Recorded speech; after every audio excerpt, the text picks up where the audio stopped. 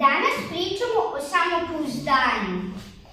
Jesse Owens, rođen kao unuk roba, sin radnika na polju, a prvi uspeo da osvoji čak 4 zlatne medalje na olimpijadi 1936. Uz pomoć samopouzdanja i vrednog rada, uspeo da dokaže Hitleru da njegovi ljudi nisu najbolji na svijetu.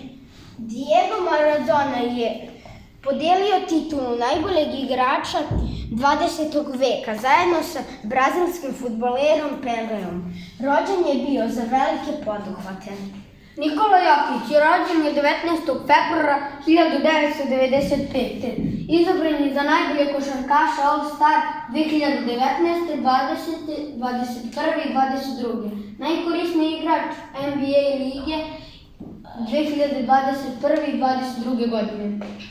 Nataša Kovačević je rođena je 20. maja 1994. godine u Beogradu. Teška saobraćajna nesreća, doktori su joj osekli nogu. Uz pomoć samopouzdanja vratila se na teren kao košarkašica Crvene zvezde i nosi na dresu broj 7. Novak Đoković 3 puta je proglašen za najboljeg sportistu svijeta.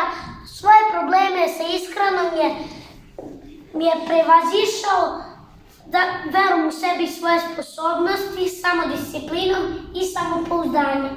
Veruj u sebi i svoje sposobnosti. Rafael Nadal, španski teniser, osvojio je 22 titule na Grand Slam turnirima u pojedinačnoj i igri parova. Milica Mandić, proglašena za najbolju žensku sportistkinju na svijetu. 2012. je osvojila zlatnu medalju na takmičenju. Mi imamo našeg Boga, a on se zove Bodiroga. U zadnjoj sekundi dao je trojku i pobjedili smo na takmičenju i osvojili prvo mjesto. Da li misliš da trebaš da veruješ u sebi i svoje sposobnosti? Samopouzdanje je prvi uslov za velike poduhvate, ali ipak moramo biti i realni. Na primjer, neko dete misli da je, kad je neko dete ima previše samopouzdanja,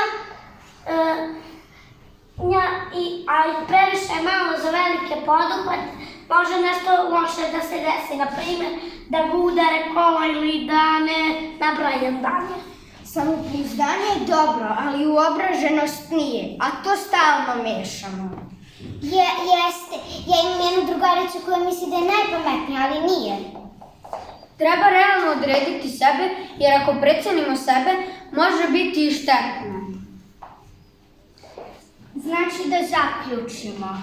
Samopouzdanje je prvi uslov za velike poduhvate.